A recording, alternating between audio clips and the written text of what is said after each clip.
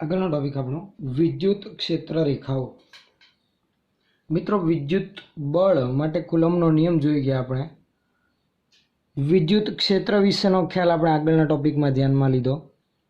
વિદ્યુત ક્ષેત્ર એટલે કે શું, તો આપણે ત્યાં ધ્યાનમાં લીધું વિદ્યુત ક્ષેત્ર એટલે કે વિદ્યુત ભારિત તંત્રની આસપાસ કોઈ બિંદુ પાસે એકમ ધન વિદ્યુત ભાર પર લાગતું બળ। જે આપણને ખ્યાલ છે કે બિંદુવત વિદ્યુત ભારના લીધે ઉદ્ભવતા વિદ્યુત ક્ષેત્રનું સમીકરણ જે આપણે મેળવી લીધું જે આવે છે E બરાબર KQ/R²। તો મિત્રો, આગળ વિદ્યુત ક્ષેત્ર રેખાઓ એટલે શું? નામ પરથી જ આપણને ખ્યાલ આવે વિદ્યુત ક્ષેત્ર રેખાઓ એટલે એક પ્રકારના કંઈક વક્ર છે, રેખાઓ કંઈક છે જે કંઈક નિરૂપણ કરતી હશે, કંઈક દર્શાવતી હશે। વિદ્યુત ક્ષેત્ર રેખાઓ એટલે કે ટૂંકમાં તેની માહિતી આપે તો વિદ્યુત ક્ષેત્રનું એક ચિત્રાત્મક સ્વરૂપ।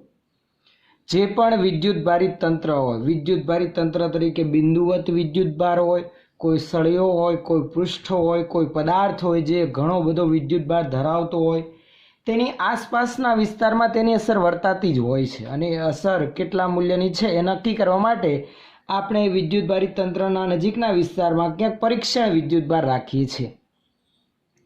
તો આ વિદ્યુત ભારિત તંત્ર વડે એ પરીક્ષણ વિદ્યુત ભાર પર નોંધાતી અસર કે જેને આપણે વિદ્યુત ક્ષેત્ર કીધું, આ વિદ્યુત ક્ષેત્રનું ચિત્રાત્મક સ્વરૂપ એટલે જ વિદ્યુત ક્ષેત્ર રેખાઓ।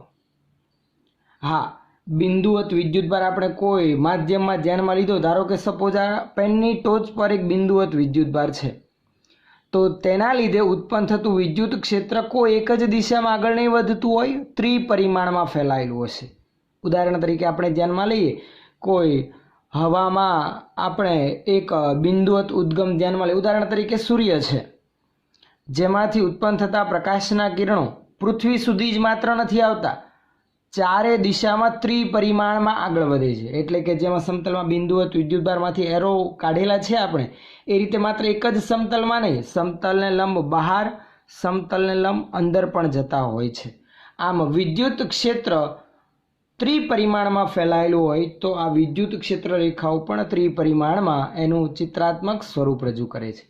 એવા બિંદુવત વિદ્યુત ભારની વિદ્યુત ક્ષેત્ર રેખાઓ મિત્રો મેં અહીંયા આકૃતિમાં દર્શાવેલ છે। તમને આપણને ખ્યાલ જ છે કે જો બિંદુવત વિદ્યુત ભાર તરીકે ધન વિદ્યુત ભાર હોય, અહીં જે આપણે વિદ્યુત ભાર ધ્યાનમાં લીધેલો છે એ ધન વિદ્યુત ભાર છે। જો ધન વિદ્યુત ભાર હોય તો ધન વિદ્યુત ભારનું વિદ્યુત ક્ષેત્ર ત્રિજ્યાવર્તી અને બહારની તરફ હોય। ત્રિજ્યાવર્તી જ છે કેન્દ્ર, એટલે કે ધન વિદ્યુત ભારથી કોઈ પણ બિંદુને જોડતી રેખામાં બહારની તરફ ત્રિજ્યાવર્તી દિશા તમે જોઈ શકો છો। ધન વિદ્યુત ભારના નજીકના વિસ્તારમાં આવા રેખાખંડોની કે કિરણોની ગીચતા વધુ છે। એનો અર્થ એમ કે ધન વિદ્યુત ભારના નજીકના વિસ્તારમાં તેનું વિદ્યુત ક્ષેત્ર વધુ પ્રબળ છે। જેમ જેમ દૂર જાય તેમ તેમ આ તીર એટલે કે કિરણોની લંબાઈ ઘટતી જાય છે। સૌથી વધુ લંબાઈ નજીકના વિસ્તારમાં, દૂર જતા લંબાઈ ઘટે છે, હજુ આગળ ઘટે છે। આ લંબાઈનો ઘટાડો તેના માનમાં થતો ઘટાડો સૂચવે છે। એટલે કે વિદ્યુત ક્ષેત્રની તીવ્રતા સ્ત્રોતથી જેમ આગળ વધીએ તેમ ઘટતી જાય, સૌથી વધુ પ્રબળ નજીકના વિસ્તારમાં હોય। અને આપણને એ પણ ખ્યાલ છે જે આ બિંદુવત વિદ્યુત ભારની મેં ક્ષેત્ર રેખાઓ દર્શાવેલી છે, જેનું વિદ્યુત ક્ષેત્ર આપણને E બરાબર KQ/R² મુજબ મળે છે। એટલે કે વિદ્યુત ક્ષેત્ર E અંતર સાથે 1/R² મુજબ ઘટતું જાય છે। અંતર વધે વિદ્યુત ક્ષેત્ર અંતરના વર્ગના વ્યસ્ત પ્રમાણમાં ઘટતું જાય છે। આ જે એરોની દિશા છે વિદ્યુત ક્ષેત્રની દિશા દર્શાવે છે। જો આવા કોઈ કિરણની પૂંછ પર આપણે કોઈ એકમ ધન વિદ્યુત ભાર મૂકીએ તો એકમ ધન વિદ્યુત ભાર પર લાગતા બળની દિશા આ એરોની દિશામાં જ હોય છે। તો આ જે પણ કિરણો આપણે ત્રિપરિમાણમાં દર્શાવેલા છે એ વિદ્યુત ક્ષેત્ર રેખાઓ છે જે ત્રિપરિમાણમાં ગોઠવાયેલી હોય છે। જુદા જુદા વિદ્યુત ભારિત તંત્ર માટે આવી વિદ્યુત ક્ષેત્ર રેખાઓ જુદી જુદી પ્રકારની હોય છે, પણ આ એક એમાંનો સરળ અને સચોટ ખ્યાલ કે આ વિદ્યુત ક્ષેત્ર રેખાઓ જેમ વધુ ગીચ તેમ તેની તીવ્રતા વધુ પ્રબળ। જેમ ગીચતા ઓછી થતી જાય, જેમ કે જો અહીંયા હું એક બિંદુવત વિદ્યુત ભારની નજીકમાં એક બિંદુ લઉં અહીંયા અને એક બીજું બિંદુ અહીંયા ધ્યાનમાં લો, તો આ બિંદુ પાસે ક્ષેત્ર રેખાઓની ગીચતા વધુ છે, તો અહીંયા વિદ્યુત ક્ષેત્રની તીવ્રતા ધન વિદ્યુત ભારના લીધે વધુ છે, અસર વધુ વર્તાય છે। કોઈ બિંદુ દૂરના વિસ્તારમાં લે તો ત્યાં વિદ્યુત ક્ષેત્રની તીવ્રતાઓની ગીચતા ઓછી છે તો ત્યાં તેની અસર ઓછી વર્તાતી હશે. તો આપણે શરૂઆતમાં વિદ્યુત ક્ષેત્ર રેખાઓ વિશેનો અગત્યનો ખ્યાલ અમુક અગત્યના મુદ્દાઓ નોંધી રાખીએ. બાકી તમે આ થિયરીને રેફરન્સ બુક અથવા તો ટેક્સ્ટ બુકમાંથી પણ રિફર કરી શકો છો.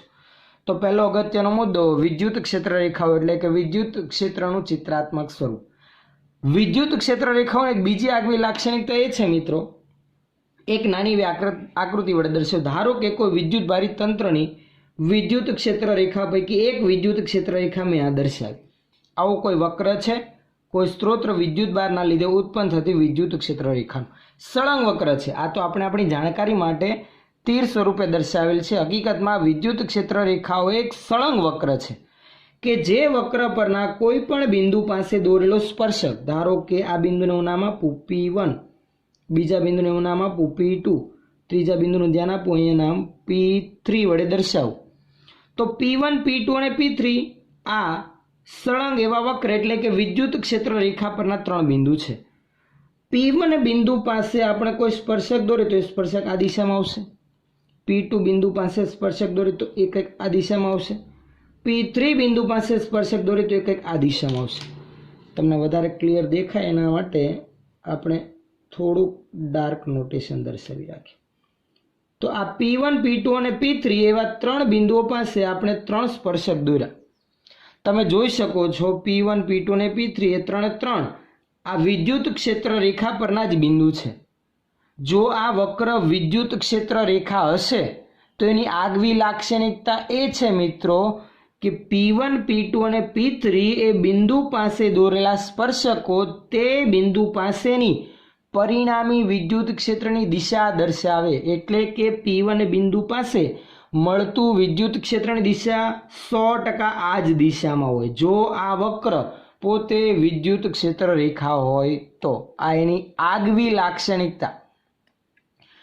ફરી એક વખત હું જણાવી દઉં, વિદ્યુત ક્ષેત્ર રેખા એક એવો સળંગ વક્ર છે કે જે વક્ર પરના કોઈ પણ બિંદુ પાસે દોરેલો સ્પર્શક તે બિંદુ પાસે પરિણામી વિદ્યુત ક્ષેત્રની દિશા દર્શાવે છે. એટલે P1 બિંદુ પાસે પરિણામી વિદ્યુત ક્ષેત્ર દોરેલા સ્પર્શકની દિશામાં, P2 બિંદુ પાસે તે બિંદુ પાસે દોરેલા સ્પર્શકની દિશામાં, P3 બિંદુ પાસે તે બિંદુ પાસે દોરેલા સ્પર્શકની દિશામાં વિદ્યુત ક્ષેત્રની દિશા હશે. તો એ જરાક અગત્યનો મુદ્દો આપણે નોંધી રાખીએ.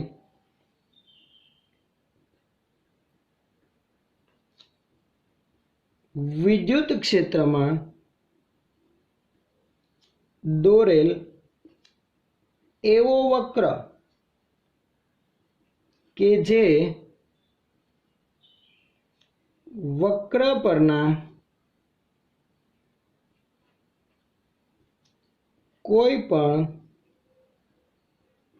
બિંદુ પાસે દોરેલ સ્પર્શક તે બિંદુ પાસે પરિણામી વિદ્યુત ક્ષેત્રની દિશા દર્શાવે છે. જોવા જઈએ તો વિદ્યુત ક્ષેત્ર રેખાઓ એટલે શું? કોઈ શોર્ટ ક્વેશ્ચન પણ આપણને પૂછાય તો આપણે એની વ્યાખ્યા સ્વરૂપે લખી શકીએ. વિદ્યુત ક્ષેત્ર રેખા એટલે કે વિદ્યુત ક્ષેત્રમાં દોરેલો એવો વક્ર કે જે વક્ર પરના કોઈ પણ બિંદુ પાસે દોરેલો સ્પર્શક તે બિંદુ પાસે પરિણામી વિદ્યુત ક્ષેત્રની દિશા દર્શાવે છે. જો એ વિદ્યુત ભાર ધન હોય તો વિદ્યુત ક્ષેત્ર આપણને ખબર છે કે ક્ષેત્ર રેખાઓ ખબર છે, ત્રિજ્યાવર્તી અને બહાર તરફ ક્ષેત્ર રેખા આ રીતે હોય. આ ધન વિદ્યુત ભારને આપણે દર્શાવી લીધી. જો એ વિદ્યુત ભાર ઋણ હોય તો વિદ્યુત ક્ષેત્ર રેખાઓ એટલે કે વિદ્યુત ક્ષેત્ર ત્રિજ્યાવર્તી અને અંદરની તરફ હોય છે. હકીકતમાં ક્ષેત્ર રેખા પર જે દોરેલો આ તીરની નિશાની છે વિદ્યુત ક્ષેત્રની દિશા જ દર્શાવે છે. જરૂરી નથી કે તીર એકદમ શીર્ષ પર જ હોવું જોઈએ, વચ્ચે પણ આપણે દર્શાવીએ તો પણ ચાલે. હવે આપણે જે આ વિદ્યુત ક્ષેત્ર દર્શાવેલ છે કે ક્ષેત્ર રેખાઓ દોરેલી છે તો બિંદુવત વિદ્યુત ભારની છે જે અંતર સાથે 1/r² મુજબ ઘટે છે. મિત્રો આ વિદ્યુત ક્ષેત્રનો વધુ ક્લિયર ખ્યાલ સમજવા માટે આપણે એક બીજી આકૃતિ બાજુમાં દર્શાવેલી છે, જે ટેક્સ્ટ બુકમાં તમને આપેલી છે, જે શેની માહિતી આપે છે? તો આ આકૃતિ પરથી આપણે એવી માહિતી મેળવવાની છે કે કોઈ બિંદુવત વિદ્યુત ભારથી વિદ્યુત ક્ષેત્ર અંતર સાથે 1/r² મુજબ ઘટે છે, જે આપણે આકૃતિ દ્વારા સમજૂતી ધ્યાનમાં લેવાની છે. કોઈ પૃષ્ઠ ધ્યાનમાં લઈશું, પૃષ્ઠ આધારિત તેમાંથી પસાર થતી ક્ષેત્ર રેખાઓની સંખ્યા પરથી આપણે નક્કી કરીશું કે કઈ કઈ જગ્યા પર વિદ્યુત ક્ષેત્રની તીવ્રતા વધુ છે, કઈ જગ્યા પર ઓછી છે, અથવા સરખી છે તો કોના પર આધારિત છે. તો વિદ્યુત ક્ષેત્ર રેખાઓનો બેઝિક ખ્યાલ આપણે ધ્યાનમાં લીધો. હવે આવા બિંદુવત વિદ્યુત ભારથી ઉદ્ભવતા વિદ્યુત ક્ષેત્રનું મૂલ્ય અંતર સાથે 1/r² મુજબ ઘટે છે. ચિત્રાત્મક માહિતી સ્વરૂપે તેનું વર્ણન રજૂ કરે એવો કોઈ પ્રશ્ન પૂછાય તો આપણે આકૃતિ સાથે હવેની જે માહિતી ધ્યાનમાં લેવાના છે એ રીતે દર્શાવવાનું રહેશે. તો આગળ આપણે વધીએ. આપણે આગળ ત્યાંના અમુક નોંધપાત્ર જેવા મુદ્દાઓ લખેલા છે. વધુ આગળ સરળ ભાષામાં તમારે ધ્યાનમાં લેવું હોય તો પાઠ્યપુસ્તકમાં આપેલી માહિતી વાંચી શકો છો અને ધ્યાનમાં લઈ શકો છો. આગળ શું કર્યું આપણે હવે આગળ? તો ધારો કે એક ઓ બિંદુ પાસે એક ધન વિદ્યુતભાર એવા ક્યુ વિદ્યુતભારને હું ધ્યાનમાં લઉં. આપણને ખબર છે ક્યુ વિદ્યુતભાર ધન છે તો એના લીધે ઉત્પન્ન થતું વિદ્યુત ક્ષેત્ર આગળ આપણે ધ્યાનમાં લીધું એમ ત્રિજ્યાવર્તી અને બહારની તરફ હશે. તો ધન વિદ્યુતભારમાંથી ચારે તરફ ચોતરફ ત્રિપરિમાણમાં આગળ વધતી ક્ષેત્ર રેખાઓ પૈકી અહીં આપણે ધ્યાનમાં લીધેલા સમતલમાં માત્ર અમુક ક્ષેત્ર રેખાઓ મેં દર્શાવેલી છે, જે આગળ વધી રહી છે, બહારની તરફ છે. આ ક્યુ એવા બિંદુઓ ધન વિદ્યુતભારથી R1 અંતરે આપણે એક વક્ર સપાટી P1 ધ્યાનમાં લીધી. આ O થી વક્ર સપાટી P1 સુધીનું અંતર છે R1. એ જ રીતે બિંદુવત વિદ્યુતભાર Q થી R2 અંતર એક વક્ર સપાટી મેં P2 ધ્યાનમાં લીધી. મિત્રો તમે અહીંયા સ્પષ્ટ જોઈ શકો છો કે P1 અને P2 એ બંને સપાટીમાંથી પસાર થતી ક્ષેત્ર રેખાઓની સંખ્યા એક સરખી છે. જરા ગણતરી કરીએ આપણે તો P1 માંથી પસાર થતી ક્ષેત્ર રેખાઓની સંખ્યા 1 2 3 4 5 6 અને 7 છે. એ જ રીતે P2 માંથી પસાર થતી ક્ષેત્ર રેખાઓની સંખ્યા પણ 7 જ છે. એટલે કે સપાટી તમે જોઈ શકો છો P1 અને P2, આ સપાટી નાની છે, આ સપાટી મોટી છે, પણ બંને વક્ર સપાટીનું કેન્દ્ર જો હું O એટલે કે આ Q બિંદુવત વિદ્યુતભાર ધ્યાનમાં લઉં તો ભલે સપાટી મોટી હોય, અંતર વધતા વક્ર સપાટીનું ક્ષેત્રફળ વધશે. આપણને ખ્યાલ છે કેન્દ્ર તરીકે O હોય અને R2 ત્રિજ્યાનો ગોળો વિચારું તો એ વક્ર સપાટીનું ક્ષેત્રફળ 4πr² આવે. એટલે જેમ સપાટી મોટી થશે તેમ વક્ર સપાટીનું ક્ષેત્રફળ r² ના સમપ્રમાણમાં વધવાનું છે. પરંતુ બંને નજીકની વક્ર સપાટી હોય કે દૂરની હોય, બંને તમે જોશો તો કેન્દ્ર O સાથે સમાન ઘન કોણ આંતરે છે. આ કેટલો ખૂણો છે? તો કે સમાન ઘન કોણ ડેલ્ટા ઓમેગા આપણે ધ્યાનમાં લઈએ. એટલે P1 અને P2 બંને આ સેન્ટર O સાથે એક સરખો ઘન કોણ ડેલ્ટા ઓમેગા આંતરે છે. વિદ્યુત ક્ષેત્ર રેખાઓ વિદ્યુત ક્ષેત્રનું ચિત્રાત્મક સ્વરૂપ તો આપે છે, પરંતુ તેની પ્રબળતાનો પણ આપણને ખ્યાલ આપે છે. એના માટે આપણે શું કરીએ તો કે કેન્દ્ર O થી અમુક અંતર એક સપાટી એકમ ક્ષેત્રફળ દીઠ સપાટી હું R ધ્યાનમાં લઉં અને હજુ થોડોક એક દૂર એકમ ક્ષેત્રફળ ધરાવતી સપાટી S મેં ધ્યાનમાં લીધી. આ બંને સપાટીના ક્ષેત્રફળ સમાન છે. ફરક એટલો છે R સપાટી વિદ્યુતભારથી નજીક છે, S સપાટી વિદ્યુતભારથી થોડેક દૂર છે. તમે જોઈ શકો છો R માંથી પસાર થતી ક્ષેત્ર રેખાઓની સંખ્યા 3 છે, જ્યારે S માંથી પસાર થતી ક્ષેત્ર રેખાઓની સંખ્યા 2 છે. એનો અર્થ એમ S પાસે ક્ષેત્ર રેખાઓની ગીચતા ઓછી, એટલે અહીંયા નિર્બળ ક્ષેત્ર છે એમ આપણે લખી શકીએ. અહીંયા વિદ્યુત ક્ષેત્ર પ્રમાણમાં નિર્બળ છે, જ્યારે અહીંયા R માંથી પસાર થતી ક્ષેત્ર રેખાઓની સંખ્યા S ની સરખામણીમાં વધુ છે, તો અહીંયા આ ક્ષેત્રને આપણે પ્રબળ ક્ષેત્ર કહી શકીએ. આમ વિદ્યુત ક્ષેત્રનું માન વિદ્યુત ક્ષેત્રમાં એકમ ક્ષેત્રફળ ધરાવતી સપાટીમાંથી પસાર થતી ક્ષેત્ર રેખાઓની સંખ્યા આધારિત પણ આપણે આપી શકીએ. જેમ વધુ ક્ષેત્ર રેખાઓ એકમ ક્ષેત્રફળ ધરાવતી સપાટીમાંથી પસાર થશે તેમ વિદ્યુત ક્ષેત્ર વધુ પ્રબળ છે, અને જેમ ઓછી પસાર થશે તેમ વિદ્યુત ક્ષેત્રની તીવ્રતા ઓછી છે તેમ આપણે કહી શકીએ. तो जे वर्णन ध्याનમાં લીધું એ પ્રમાણે આપણે અમુક અગત્યના મુદ્દાઓ ધ્યાનમાં લઈએ કે ધન વિદ્યુત ભાર Q થી R1 અને R2 અંતરે બે વક્ર સપાટી अनुक्रमे P1 અને P2 ધ્યાનમાં લો। બંને P1 ને P2 કેન્દ્ર O સાથે સમાન ઘનકોણ આંતરે છે। બંને સપાટી P1 અને P2 કેન્દ્ર O સાથે સમાન ઘનકોણ डेल्टा ओमेगा आंतरे छे। समान घनकोण आंतरे छे। हवे आपणे एक बीजी वस्तु ध्यानमां लઈએ आर अने एस वाળી। आर अने एस एकम क्षेत्रफळ धरावती सपाटी छे। જોઈ શકાય છે આર માંથી પસાર થતી ક્ષેત્રરેખાઓની સંખ્યા વધુ છે, એસ માંથી પસાર થતી ક્ષેત્રરેખાઓની સંખ્યા ઓછી છે, જેના પરથી આપણને ખ્યાલ આવ્યો કે આર પાસે ક્ષેત્ર વધુ પ્રબળ છે, એસ પાસે ક્ષેત્ર પ્રમાણમાં આરની સરખામણીમાં નિર્બળ છે। પણ એકમ ક્ષેત્રફળ ધરાવતી સપાટીમાંથી પસાર થતી ક્ષેત્રરેખાઓની સંખ્યા ક્ષેત્રની પ્રબળતાનો ખ્યાલ આપે છે। એક અગત્યનો મુદ્દો નોંધી રાખી। विद्युत क्षेत्र में एकम क्षेत्रफल दीठ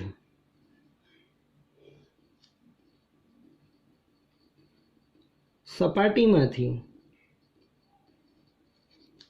पसार थती क्षेत्ररेखाओनी संख्या क्षेत्रनी प्रबलता एटले के कौंसमां लखी राखे मान नो ख्याल आपे छे, एटले के तेना मूल्यनो ख्याल आपे छे।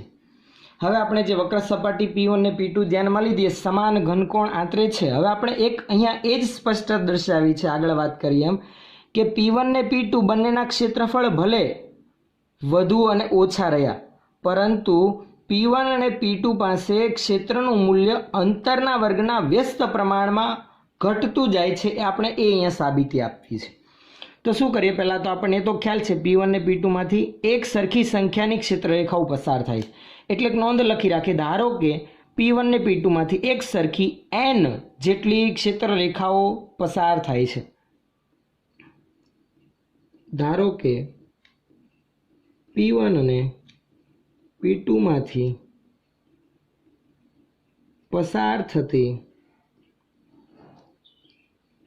एकम क्षेत्रफल दीठ विद्युत क्षेत्र रेखाओनी संख्या स्मॉल n छे। बंनेमांथी एक सरखी संख्या n जेटली क्षेत्र रेखाओ पसार थाय छे। हवे आपणे आ घनकोण आधारित आ पसार थती क्षेत्ररेखाओ आधारित P1 ने P2 पासे विद्युत क्षेत्रनो ख्याल क्लियर करी। घनकोणનું समीकरण તમે આગળ વિદ્યાર્થી મિત્રો ધોરણ 11 માં ભણીને આવ્યા। घनकोण डेल्टा ओमेगा वक्र सपाटी केंद्र साथे आंतरेलो खूणो घनकोण डेल्टा ओमेगा बराबर वक्र सपाटीनुं क्षेत्रफळ छेदमां त्रिज्यानो वर्ग। आथी P1 माटे समीकरण बनशे डेल्टा ओमेगा बराबर ए सपाटीनुं क्षेत्रफळ डेल्टा S1 छेदमां R1 स्क्वेर अने P2 माटे डेल्टा ओमेगा बराबर डेल्टा S2 ना छेदमां R2 स्क्वेर। आथी क्षेत्रफळनी वात करीए तो आ P1 अने P2 माटे क्षेत्रफळ बराबर घनकोणना गुणाकारमां त्रिज्यानो वर्ग अने ए ज रीते P2 माटे घनकोण डेल्टा ओमेगाना गुणाकारमां R2 वर्ग माटे डेल्टा S1 बराबर delta omega into R1 square तथा डेल्टा S2 बराबर delta omega into R2 square. आ आपणे बंने सपाटीओना क्षेत्रफळनी नोंध लखी राखी।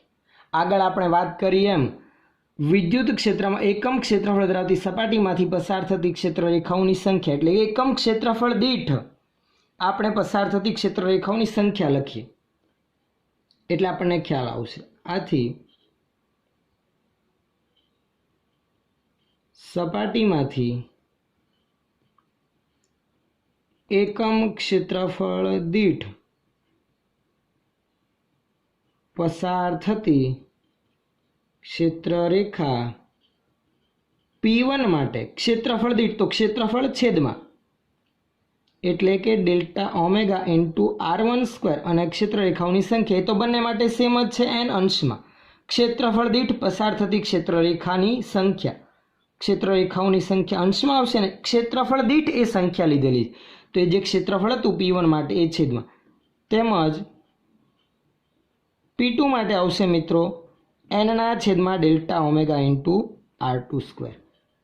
આથી એક સામાન્ય વસ્તુ શું આપણને મળી આવી? આથી વિદ્યુત ક્ષેત્રનું માન એટલે કે એની પ્રબળતા પ્રપોર્શનલ ટુ 1/r², કારણ કે P1 ને P2 બંને માટે n સરખું છે, પસાર થતી એકમ ક્ષેત્રફળ દીઠ ક્ષેત્રરેખાઓની સંખ્યા, તથા ડેલ્ટા ઓમેગા એટલે કે એ વક્ર સપાટીએ O સાથે આંતરેલો ખૂણો એવો ઘનકોણ સમાન છે. એટલે n અને ડેલ્ટા ઓમેગા બંને સપાટી માટે સમાન હોવાથી વસ્તુ નક્કી થઈ ગઈ કે એકમ ક્ષેત્રફળથી પસાર થતી ક્ષેત્રરેખાઓની સંખ્યા એ માત્ર ત્રિજ્યાના એટલે કે સપાટીથી કેન્દ્ર સુધીના અંતરના વર્ગના વ્યસ્ત પ્રમાણમાં છે.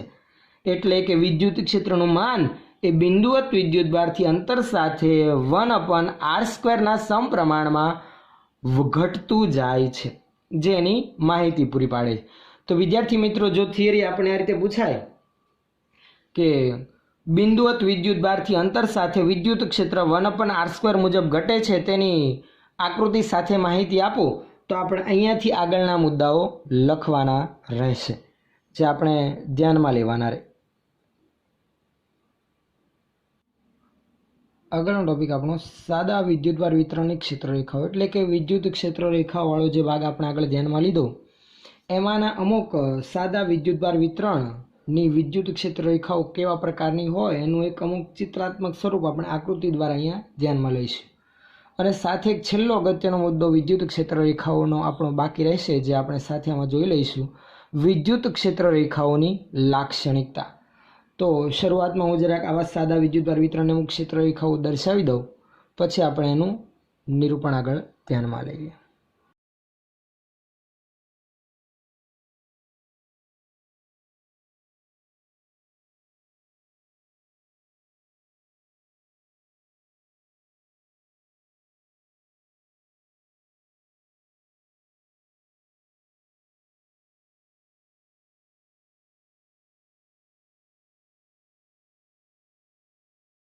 તો આગળ મિત્રો આપણે એની વર્ણન જોઈએ. સૌથી પહેલું જે સાદું વિદ્યુતભાર વિતરણમાં દર્શાવેલું છે મિત્રો એ ધન વિદ્યુતભારનું છે. ધન વિદ્યુતભાર માટે જોઈ શકો છો તમે સૌથી પહેલી આકૃતિમાં એમાં ધન વિદ્યુતભાર એટલે Q ગ્રેટર ધેન 0. ધન વિદ્યુતભારની ક્ષેત્રરેખાઓ બહારની તરફ હોય ત્રિજ્યાવર્તી દિશામાં તથા બહાર તરફ. બીજી આકૃતિ જે છે બી વાળી તેમાં ઋણ વિદ્યુતભાર છે. વિદ્યુત ક્ષેત્રરેખાઓ ત્રિજ્યાવર્તી તથા અંદરની તરફ હોય એટલે અનંતથી ઋણ વિદ્યુતભાર તરફ જતી હોય છે. તો બીજું છે Q લેસ ધેન 0 અંદરની તરફ તથા ત્રિજ્યાવર્તી લખી રાખીએ, ત્રિજ્યાવર્તી ઉપરનામાં પણ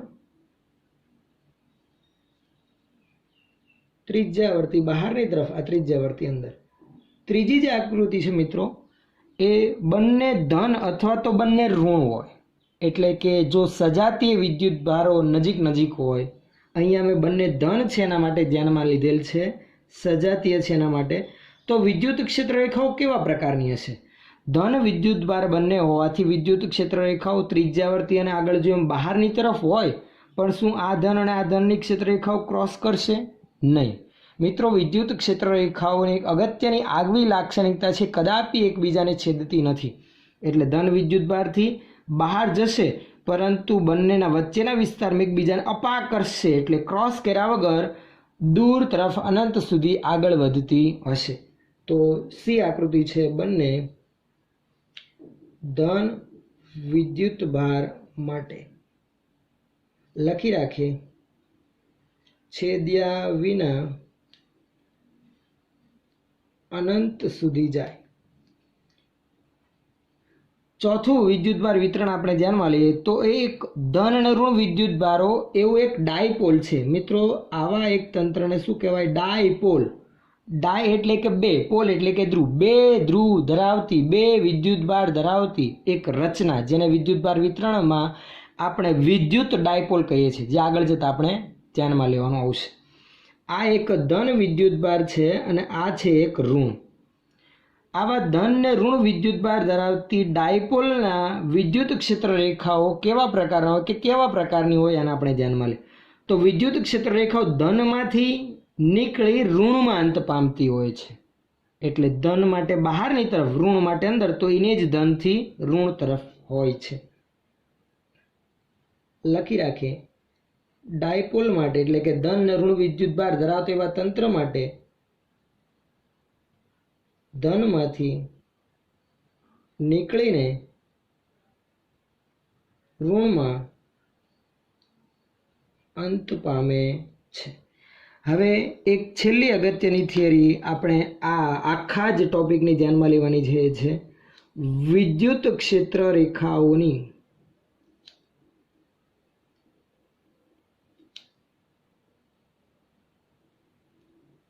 લાક્ષણિકતા।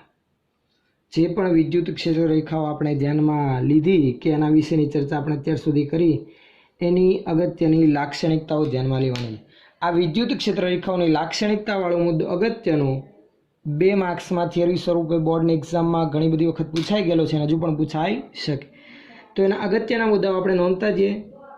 સૌથી પહેલો મુદ્દો વિદ્યુત ક્ષેત્ર રેખાઓની લાક્ષણિકતાનો, આગળ આપણે ધ્યાનમાં લીધો એમ કે વિદ્યુત ક્ષેત્ર રેખાઓ એ એવો સળંગ વક્ર છે જે વક્ર પરના કોઈ પણ બિંદુ પાસે દોરેલો સ્પર્શક તે બિંદુ પાસે પરિણામી વિદ્યુત ક્ષેત્રની દિશા દર્શાવે છે। તો એક અગત્યનો મોસ્ટ આઈએમપી મુદ્દો લખી રાખીએ।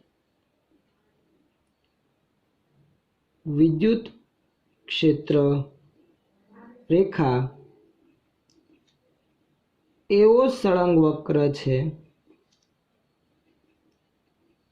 જે વક્ર પરના કોઈ પણ બિંદુ પાસે દોરેલ સ્પર્શક તે બિંદુ પાસે પરિણામી વિદ્યુત ક્ષેત્રની દિશા દર્શાવે છે। તો એક અગત્યની લાક્ષણિકતા, જે તેની વ્યાખ્યા પણ છે તેમ આપણે કહી શકીએ। બીજી લાક્ષણિકતા કઈ? બીજી લાક્ષણિકતા મિત્રો કે વિદ્યુત ક્ષેત્ર રેખાઓ કદાપી એકબીજાને છેદતી નથી, જેનું એક આગવું કારણ આપણે આ રીતે ધ્યાનમાં લઈ શકીએ। ધારો કે સપોઝ ઉદાહરણ તરીકે 2 ક્ષેત્ર રેખા એકબીજાને છેદે છે। આ બિંદુ પાસે 2 ક્ષેત્ર રેખા એકબીજાને છેદે છે, તો છેદન બિંદુ પાસે વિદ્યુત ક્ષેત્રની 2 દિશા મળે। જેમ કે અહીંયા આ વિદ્યુત ક્ષેત્ર રેખાના બિંદુ પાસે હું સ્પર્શક દોરું તો પહેલી લાક્ષણિકતા આધારિત વિદ્યુત ક્ષેત્રની દિશા આ આવે, જ્યારે બીજી લાક્ષણિકતા આધારિત હું આ બિંદુ પાસે એટલે કે આ બીજી વક્ર રેખા પર હું સ્પર્શક દોરું આ બિંદુ પાસે તો એ દિશા આ બાજુ દર્શાવે છે। આનો અર્થ એમ કે આ બિંદુ પાસે પરિણામી વિદ્યુત ક્ષેત્રની 2 દિશા થઈ, આ અને આ, જે શક્ય નથી। એટલે વિદ્યુત ક્ષેત્ર રેખાઓ કદાપી એકબીજાને છેદતી નથી, એ ખાસ ધ્યાન રાખવું। લખી રાખીએ વિદ્યુત ક્ષેત્ર રેખાઓ એકબીજાને કદાપી છેદતી નથી। જો છેદે તો છેદન બિંદુ પાસે પરિણામી વિદ્યુત ક્ષેત્રની 2 દિશા મળે, જે શક્ય નથી, એ પણ લખી રાખીએ। જો છેદે તો છેદન બિંદુ પાસે પરિણામી વિદ્યુત ક્ષેત્રની 2 દિશા મળે, જે શક્ય નથી, આટલા માટે કદાપી છેદતી નથી. તો બે લાક્ષણિકતા આપણે ધ્યાનમાં લઈએ. ત્રીજી લાક્ષણિકતા, જો સ્ત્રોત વિદ્યુતભાર તરીકે ધન વિદ્યુતભાર હોય તો તેની વિદ્યુત ક્ષેત્ર રેખાઓ પ્રારંભથી અનંત સુધી બહારની તરફ હોય અને જો ઋણ હોય તો અનંતથી શરૂ કરીને કેન્દ્ર સુધી આવતી હોય છે. જો વિદ્યુતભાર તરીકે એક જ ધન વિદ્યુતભાર હોય તો વિદ્યુત ક્ષેત્ર રેખાઓ પ્રારંભથી શરૂ કરી અનંત સુધી જાય અને જો ઋણ હોય તો અનંતથી પ્રારંભ સુધી હોય છે. આ ધન માટે અને ઋણ માટે આપણે બાજુની જ આકૃતિમાં દર્શાવેલ છે. આ ત્રીજી લાક્ષણિકતા. ચોથી લાક્ષણિકતા મિત્રો, વિદ્યુત ક્ષેત્ર રેખાઓ સ્થિર વિદ્યુતભાર તંત્રની જે ક્ષેત્ર રેખાઓ આપણે અહીંયા દર્શાવેલી છે બંધગાળો નથી રચતી. આ બંધગાળો નથી રચતી મિત્રો. બંધગાળો એટલે કે શું? જ્યાંથી શરૂ કર્યો ત્યાં જ પાછી આવતી હોય. જો ધનમાંથી નીકળી ઋણમાં અંત પામે પણ શું ઋણમાંથી પાછી રિટર્ન આવે છે? નથી આવતી અને કદાપી ઋણમાંથી બહાર નીકળે નહીં. એટલે સ્થિર વિદ્યુતભાર વિતરણની વિદ્યુત ક્ષેત્ર રેખાઓ બંધગાળો રચતી નથી. આ એક અગત્યની લાક્ષણિકતા. સ્થિર વિદ્યુતભાર વિતરણની ક્ષેત્ર રેખાઓ કદાપી બંધગાળો રચતી નથી. એ હંમેશા ધનમાંથી નીકળીને ઋણમાં અંત પામે છે. લખી રાખીએ, તે હંમેશા ધનમાંથી નીકળે અને ઋણમાં અંત પામે છે. પાંચમી લાક્ષણિકતા મિત્રો, પાંચમી લાક્ષણિકતા છે વિદ્યુતભાર વિહીન વિસ્તારમાં તૂટ્યા વિનાના સતત વક્રો હોય. જો વિદ્યુતભાર વિહીન વિસ્તાર હોય, ઉદાહરણ તરીકે આ એક ખાલી સ્ત્રોત વિદ્યુતભાર સિવાય કોઈ આનાથી દૂરનો કોઈ વિસ્તાર લો કે જ્યાં કોઈ વિદ્યુતભાર નથી, તો આની ક્ષેત્ર રેખાઓના સળંગ વક્રો હોય. કેમ કે એને કઈ અડચણ રૂપે બીજાની ક્ષેત્ર રેખાઓ કે બીજું વિદ્યુતભાર વિહીન તંત્ર આડું નથી આવતું, એટલે વિદ્યુતભાર વિહીન વિસ્તારમાં તે તૂટ્યા વિના સતત વક્રો તરીકે ધ્યાનમાં આપણે લઈ શકીએ. તો લખી રાખીએ, વિદ્યુતભાર વિહીન વિસ્તારમાં તૂટ્યા વિના સતત વક્ર તરીકે લઈ શકાય. આ છે વિદ્યુત ક્ષેત્ર રેખાઓની 5 અગત્યની લાક્ષણિકતાઓ. પહેલી, બીજી, ત્રીજી, આ ચોથી અને આ પાંચમી લાક્ષણિકતા. ફરી એક વખત જરાક ફટાફટ રિવાઇઝ કરીએ. પહેલી લાક્ષણિકતા, ક્ષેત્ર રેખા પરના કોઈપણ બિંદુ પાસે દોરેલો સ્પર્શક તે બિંદુ પાસે પરિણામી વિદ્યુત ક્ષેત્રની દિશા દર્શાવે. બીજી લાક્ષણિકતા, કદાપી છેદતી નથી, છેદે તો છેદન બિંદુ પાસે પરિણામી વિદ્યુત ક્ષેત્રની 2 દિશા મળે, જે શક્ય નથી. ત્રીજી લાક્ષણિકતા, ધન વિદ્યુતભાર હોય તો પ્રારંભથી શરૂ કરી અનંત સુધી હોય, જો ઋણ હોય તો અનંતથી શરૂ કરી પ્રારંભ સુધી હોય. સ્થિર વિદ્યુતભાર વિતરણ હોય તો તેની ક્ષેત્ર રેખાઓ કદાપી બંધગાળો રચતી નથી. આ ખાસ અગત્યની લાક્ષણિકતા બંધગાળો નથી રચતી, ધનમાંથી નીકળીને ઋણમાં અંત પામે છે, ઋણથી ફરી પાછી રિટર્ન આવતી નથી. પાંચમી લાક્ષણિકતા, વિદ્યુતભાર વિહીન વિસ્તારમાં તૂટ્યા વિના સતત વક્ર તરીકે તેને આપણે ધ્યાનમાં લઈ શકીએ. તો આથી વિદ્યુત ક્ષેત્ર રેખાઓ વિશેની અગત્યની માહિતી.